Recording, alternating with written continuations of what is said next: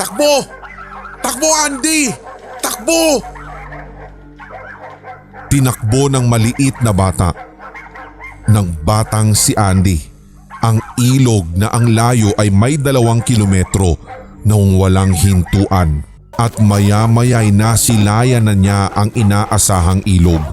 Sa huling bugso ng lakas ay tumalon si Andy at lumagpak sa ilog. 43 taon na ang nakalipas nang mangyari ang insidente.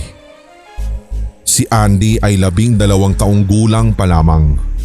At ito ang alaala na pumasok sa ulo ng matandang si Andy habang minamaneho ang Revo van palayo ng headquarters habang hinahabol ng mga UFOs pababa sa malubak na daan.